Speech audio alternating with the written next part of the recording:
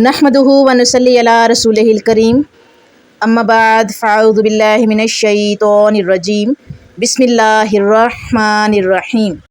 نحمدہ ونصلی علی رسولہ الکریم، اما بعد فاعوذ باللہ من الشیطان الرجیم، بسم اللہ الرحمن الرحیم۔ السلام علیکم ورحمۃ اللہ وبرکاتہ۔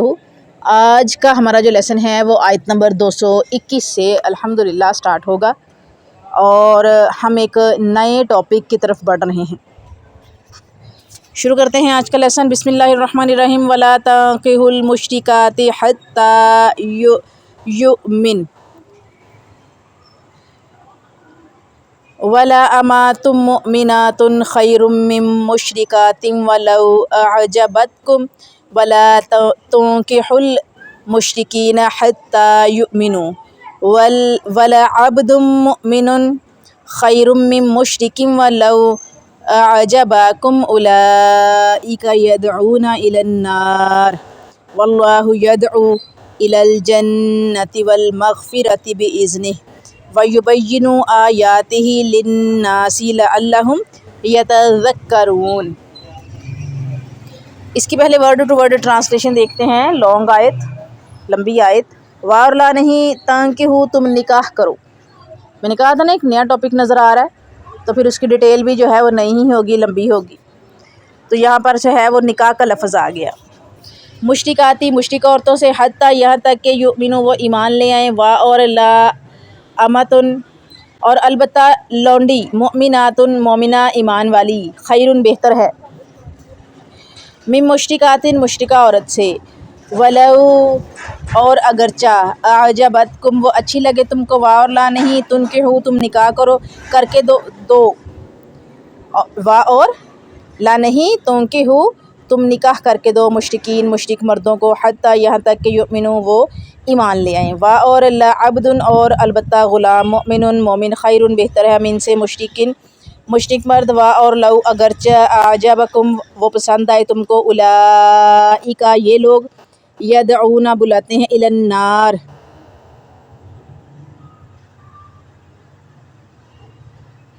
آگ کی طرف، وا اور اللہ، اللہ یدعو، بلاتا ہے، الی الجنت، جنت کی طرف، وا اور مغفرت، بخشش کی طرف، باذنہ، ساتھ اپنے اذن کے، وا اور یبینو، بیان کرتا ہے، آیات ہی، آیات اپنے، للناس، لوگوں کے لیے، لعلہم، تاکہ وہ یتذکرون، نصیحت پکڑے۔ اس کی ٹرانسلیشن ہے، مشرک عورتوں سے نکاح نہ کرو یہاں تک کہ وہ ایمان لے آئے۔ ایماندار لونڈی مشرکہ آزاد عورت سے بہتر ہے، گو تمہیں مشرکہ اچھی لگتی ہو، اور نہ مشرکوں سے اپنی عورتوں کا نکاح کرو جب تک کہ وہ ایمان نہ لائیں۔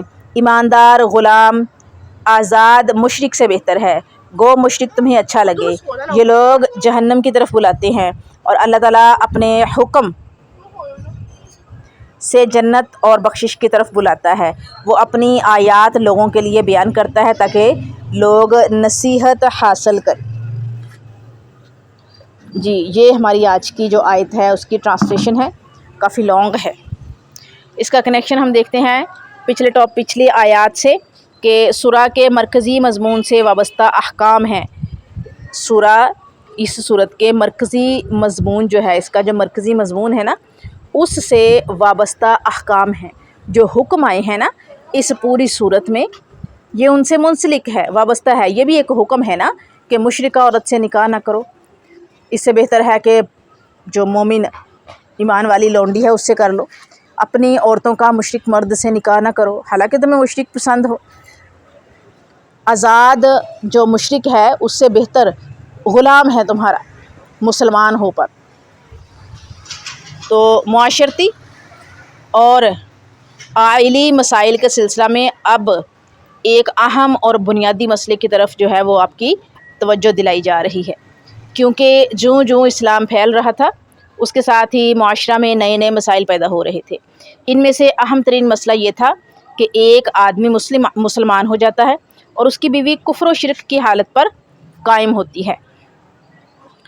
یہ دوسری صورت میں ایک مسلمان کو ازدواجی زندگی اپناتے ہوئے کون سے بنیادی اصولوں کا خیال رکھنا چاہیے، اس کے بارے میں بنیادی اصول یہ قرار پایا کہ آج کے بعد کوئی مرد کافرہ اور مشرکہ کے ساتھ اور کوئی مومن خاتون کسی کافر اور مشرک کے ساتھ نکاح نہیں کر سکتی، چاہے جمال و کمال کے اعتبار سے وہ مرد اور عورت کتنے ہی اچھے کیوں نہ ہوں، یعنی کہ مشرکہ مرد یا مشرکہ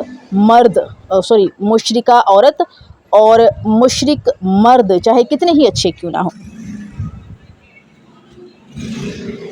یہاں تک کہ وہ حلقہ اسلام میں داخل ہو جائے، یعنی کہ اگر وہ مسلمان ہو جائیں تو بہتر ہے۔ ان کے مقابلے میں ایک غلام مسلمان عورت یا مرد کہیں بہتر ہے، حالانکہ معاشرتی طور پر آزاد کے مقابلے میں غلام مرد ہو یا عورت اس کی حیثیت آزاد کے برابر نہیں ہو سکتی، خاص کر عرب معاشرے میں غلاموں کی حیثیت ایک زر خرید جانور سے زیادہ نہیں ہوتی۔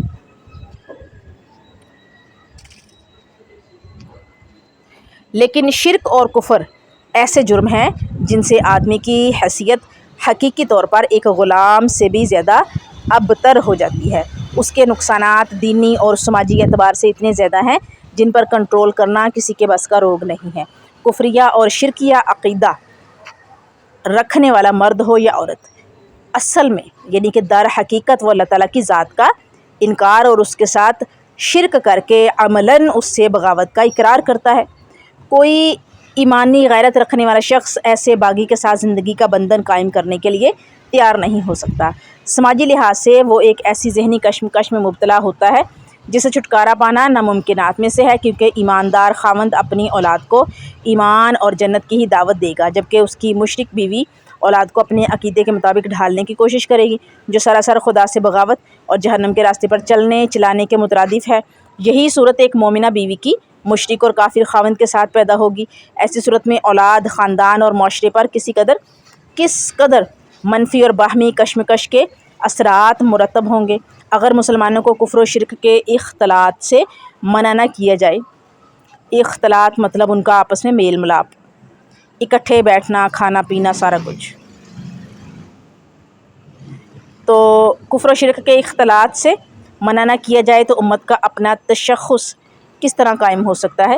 اس لیے ارشاد ہوتا ہے کہ یہ لوگ تمہیں جہنم کی آگ کی دعوت دیتے ہیں۔ اللہ تعالیٰ نے یہ قانون بنا کر تمہیں اپنی بخشش اور جنت کے راستے کی رہنمائی کی ہے تاکہ ان حقائق کو سامنے رکھ کر تم نصیحت حاصل کرو۔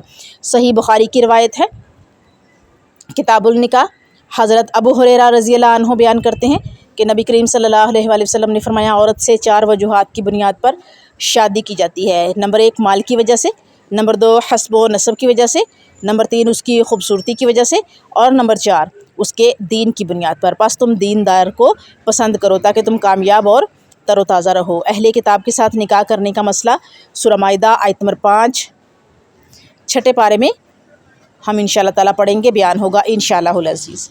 اب اس جو آیت ہے اس کے مسائل دیکھ لیتے ہیں۔ نمبر 1 مشرک مرد اور عورت سے نکاح جائز نہیں۔ نمبر 2 مومن غلام اور کنیز مومن غلام اور کنیز مشرک مرد و زن سے بہتر ہیں۔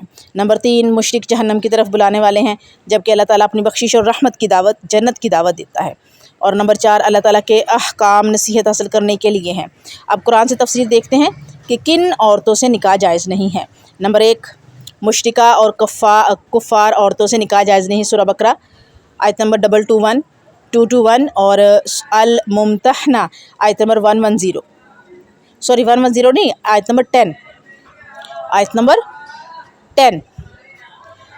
نمبر 2 ہے زانیہ سے نکاح جائز نہیں ہے، سورہ نور آیت نمبر 3، اور نمبر 3 ہے محرمات سے نکاح جائز نہیں ہے، یعنی جو محرم خواتین ہیں یا محرم مرد ہیں ان سے نکاح جائز نہیں ہے، سورہ نساء آیت نمبر 23 اور 24۔ یہ ہے جی ہماری آیت نمبر 221۔